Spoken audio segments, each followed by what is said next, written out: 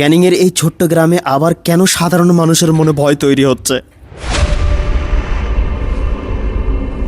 আমার উপর কেন অ্যাটাক হলো? এটা কি শুধু ব্যক্তিগত হামলা? যদি ব্যক্তিগতই হতো তাহলে আমি সোশ্যাল মিডিয়াতে আপলোড করতে আসতাম না। এটা কি অন্য কোনো ধর্মের মানুষ অ্যাটাক করলো, নাকি পলিটিক্যাল পার্টির লোক এসে আমার উপরে হামলা চালালো? ছোট্টবেলা থেকে দেখে আসছি কিছু হিংস্র মানসিকতার মানুষ সাধারণ পরিবারের উপরে অত্যাচার করে এসেছে। গ্রামের মানুষ বাড়ি থেকে তুলে নিয়ে গিয়ে মারধর করেছে এবং ভয় দেখিয়ে তাদের থেকে টাকা পর্যন্ত নিয়েছে এরা। 18/4/2024 বেলেখালী স্কুলের পিছনে বাড়ি ইলেকট্রিক শর্ট সার্কিটে দাউ দাউ করে আগুন জ্বলছিল। সারা দিন সিসিটিভি ক্যামেরার মধ্যে থাকার পরেও এরা আমার দাদা এবং আমাকে নির্মমভাবে দোষ চাপিয়েছে। একটাই প্রশ্ন, এই সমস্ত হিংস্র মানুষের সাহস এত বাড়ছে কেন? আর সাধারণ মানুষ কতদিন ভয়ের মধ্যে চলবে? আজকের এই ভিডিওটি শেষ পর্যন্ত দেখুন, হয়তো সত্যি জানলে আপনারও গায়ের লোম কাঁটা দিয়ে উঠবে। ক্যানিং বেলেখালীর একটি ছোট্ট গ্রামকে দীর্ঘদিন ধরে আতঙ্কর অত্যাচারের মধ্যে ফেলে রেখেছে জুলফিকার মোল্লা, বাবা গোলাম মোল্লা। আজ আমি আপনাদের সামনে এমন কিছু সত্যি তুলে ধরতে চলেছি যেগুলো বছরের পর বছর ধরে আমাদের পরিবার এবং গ্রামের সাধারণ মানুষের উপরে ঘটে এসেছে। আমার বাবা ডক্টর আরশেদ শেখ একটা সময় এলাকার অনেক নাম ডাক ছিল তার, মানুষ তাকে সম্মান করত, ভালোবাসত। কিন্তু বাবার বেঁচে থাকা থেকে শুরু করে মৃত্যু পর্যন্ত এই জুলফিকারই আমাদের উপর একের পর এক অত্যাচার চালিয়ে গেছে। গ্রামের সাধারণ মানুষের রাস্তা তৈরির প্রতিশ্রুতি দিয়ে ব্ল্যাঙ্ক পেপারে সাইন করানো হয়েছিল। তারপর সেই কাগজ নিয়ে এমন কথা লেখা হলো যেখানে দেখানো হয়েছে আমার বাবার ভুল ট্রিটমেন্টের কারণে নাকি মানুষ মারা গিয়েছে। একবার ভাবুন তো, একজন সম্মানীয় ডাক্তারবাবুকে যদি এতটা পরিমাণে মিথ্যাচার বা মিথ্যা কিছু সাজিয়ে আইনের মাধ্যমে নিয়ে যায় তাহলে কতটা কষ্টদায়ক হতে পারে সেটা একবার ভাবুন। তারপর আসে 18/4/2024 সালের ঘটনা। সেই দিন বেলেখালী এপি স্কুলের পিছনে জুলফিকারের বাড়িতে ইলেকট্রিক হিটারে রান্না চাপিয়ে বসে বাড়ির লোক সব রেশন ধরতে বেরিয়ে যায়। হঠাৎ ইলেকট্রিক শর্ট সার্কিটে আগুন লেগে যায়। আমি তখন ছিলাম দোকানে, খবর পেয়ে দৌড়ে যাই। ভাবলাম হয়তো কেউ ইলেকট্রিক শর্টে পড়েছে, বা কাছে গিয়ে দেখলাম আগুন ছড়িয়ে পড়ছে চারিদিকে, পাশে স্কুল ছিল। তাড়াতাড়ি আমি চিৎকার করি এবং চিৎকার করতে করতে ফায়ার ব্রিগেডকে ফোন করো, ফায়ার ব্রিগেডকে ফোন করো, এমন বলতে বলতে বাড়ির ভিতরে ভিডিও অন করেই ছুটে যাই। অনেক চেষ্টা করেও ফায়ার ব্রিগেডের সঙ্গে যোগাযোগ করতে পারিনি, আমি নিজেও ফোন করেছিলাম। ঠিক সেই সময় শাহজাহান শেখ এবং ভাইপো শরীফুল শেখ আমাকে সরাসরি বলতে শুরু করে, তুই ঘরে আগুন দিয়েছিস। ভাবুন, যে মানুষ আগুন নেভানোর জন্য ছুটে গেছে তাকেই উল্টে দোষ বানানোর চেষ্টা করা হচ্ছে। নিজের কষ্ট বুকে চেপে রেখে আমি থানার এক স্যারের নাম্বারে ফোন করি। স্যার ফোন পাওয়ার সাথে সাথেই ফায়ার ব্রিগেডকে পাঠিয়ে দেন। দমকল এসে আগুন নিয়ন্ত্রণে আনে। সেই দিন কল রেকর্ডিং রয়েছে, শুনুন। হ্যালো, হ্যাঁ, ফায়ার ব্রিগেডে কল করছি স্যার, কল ঢুকছে না। ইলেকট্রিক কোনো শর্ট সার্কিটের কারণে বেলেখালী কলতলা মোড়ে আগুন লেগে গেছে স্যার। স্কুল আছে, সাইডে স্কুল আছে, বেলেখালী কলতলা মোড়। বেলেখালী কলতলা মোড়। হ্যাঁ হ্যাঁ, ফায়ার ব্রিগেডে কল ঢুকছে না।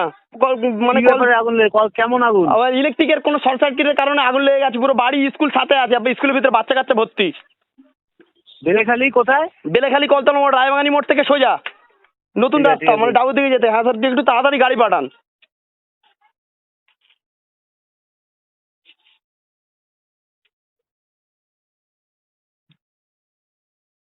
হ্যালো,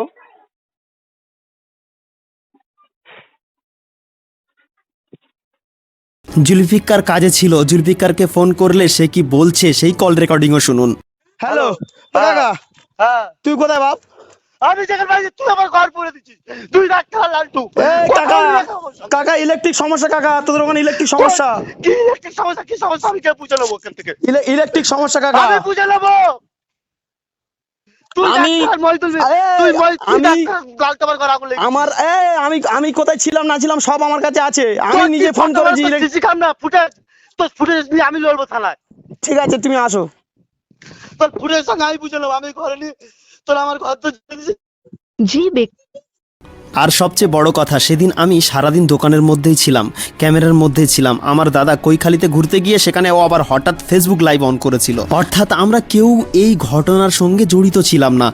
তারপর থানায় গিয়ে আমাদের নামে কেস করা হয়। অনেক কষ্ট করে সমস্ত প্রমাণ দেখিয়ে সেই কেস থেকে নিজেদের নির্দোষ প্রমাণ করতে হয় আমাদের। কিন্তু তারপরেও থামেনি অত্যাচার, আমাদের বাড়ি পর্যন্ত তেড়ে আসে মারতে। সেই সিসিটিভি ফুটেজও রয়েছে আমার কাছে। পরবর্তী ঘটনা, শাহনওয়াজ এর বাবা হচ্ছে বাংলাদেশি, এখানে এসে নাম ট্রান্সফার করে লিখেছে আতিফ লস্কর। একদিন হঠাৎ আমি নদীর পাড়ে ভিডিও করতে চলে যাই এবং ওরা লক্ষ্য রেখেছিল কিছু ছেলে মিলে যে ওকে ফাঁসানো হবে। গ্রামের এক ছেলে তার সাথে মজা ঠাট্টা করে একটি উলঙ্গ ছবি প্রিন্ট আউট করে সেই ভিডিও তৈরির জায়গায় রাতারাতি মেরে দিয়ে আসে, যাতে এলাকার মানুষের কাছে আমি খারাপ হতে পারি যে ও এই কাজটা করে গেছে। ও তো সকালে এখানে এসেছিল, সকাল থেকে দুপুর পর্যন্ত সব ঠিকঠাক ছিল, কিন্তু বিকালের পর মোস্তাকিন শেখ, বাবা মাহমুদ আলী শেখ, আমার সোশ্যাল মিডিয়া থেকে ভিডিও নিয়ে নিজের মতো করে এডিট করে খারাপ ছবি বসিয়ে আমাকে ভুল প্রমাণ করার চেষ্টা করে। ওই ভিডিওটি নিয়ে সেই ছেলের হোয়াটসঅ্যাপে পাঠায় যে ছেলের এই অবস্থা ছিল বা খারাপ ছবিটা পোস্টারের গায়ে চিপকে দিয়েছিল। শাহনওয়াজ এসে আমাকে হঠাৎ বলে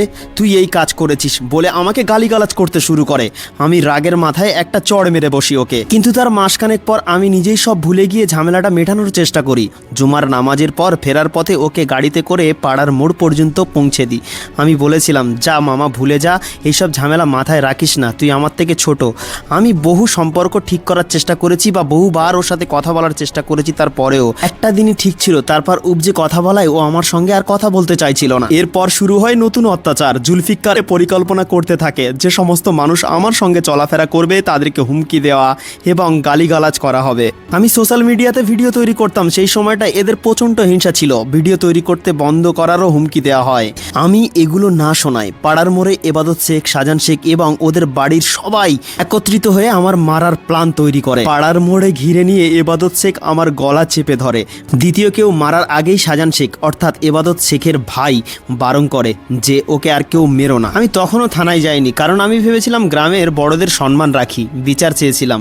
ওরা ভুল স্বীকারও করে গেছে, সবাই চুপ ছিল না। তারিখ 5/5/2026 হঠাৎ দুজন অচেনা লোক আমার বাড়িতে আসে, এসে বলে সিসিটিভি ক্যামেরা খুলে নিতে হবে। আমার ক্যামেরা তখন অনেকদিন ধরে খারাপ ছিল, না হলে আমি সেই ভিডিও আপনাদের আজ দেখাতে পারতাম। তার পরদিন সকালবেলা থানাতে গিয়ে আমি একটি লিখিত অভিযোগ করি এবং সেখানে কোনো নাম দিইনি।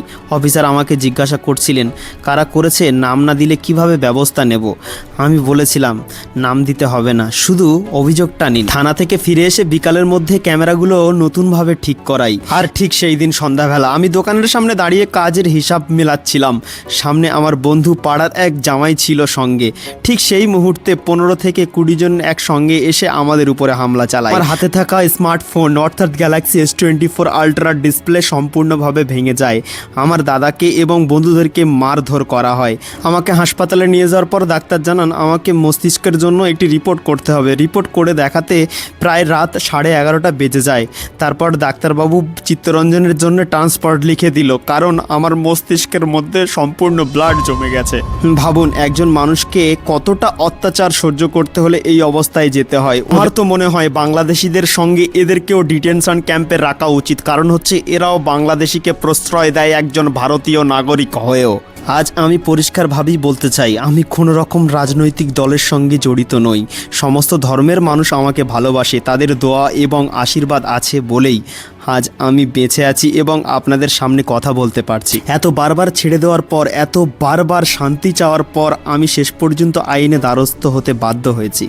বর্তমানে আমার শরীরের যা পরিস্থিতি আমি জানি না ভবিষ্যতে আর কতদিন বাঁচবো, আর আপনাদের সামনে কোনোদিন ভিডিও আনতে পারবো কিনা। শুধুমাত্র জুলফিকার নয়, এর সঙ্গে আরও অনেকেই জড়িত ছিল। তাদের নাম এবং তারা যে সমস্ত খারাপ কাজ বা খারাপ ব্যবহার আমার সঙ্গে করেছিল তার সমস্ত প্রমাণ এখনো পর্যন্ত আমি গুছিয়ে রেখেছি এবং ভিডিও তৈরি করে রেখেছি। এই ভিডিওতে তাদের কাউকে যুক্ত করলাম না, কারণ বিশ্বাস করি হয়তো তারা নিজের ভুল বুঝতে পেরে এখন ভালো হয়ে গেছে। তবে ওদের মধ্যে যদি কেউ উস্কানিমূলক মন্তব্য করে, আমার নামে বদনাম ছড়ানোর চেষ্টা করে বা আবারও আমাকে অন্যায়ভাবে আঘাত করার চেষ্টা করে, তাহলে আমি দ্বিতীয় ভিডিও আপলোড করতে বাধ্য হব এবং সম্পূর্ণ আইনি পথেই সিদ্ধান্ত নেব। আমি কারো ক্ষতি চাই না। আল্লাহ তাআলা সবাইকে ভালো রাখুন, সুস্থ রাখুন এবং সঠিক পথে চলার তৌফিক দান করুন। কিন্তু আপনাদের কাছে একটাই অনুরোধ, এই ভিডিওটি বেশি পরিমাণে শেয়ার করুন, যাতে সত্যিটা সব মানুষের সামনে আসতে পারে, যাতে আইনের মাধ্যমে দোষীরা শাস্তি পায়। আমি একজন ভারতীয় নাগরিক হিসাবে আজ আইনের উপর সম্পূর্ণ ভরসা রাখছি।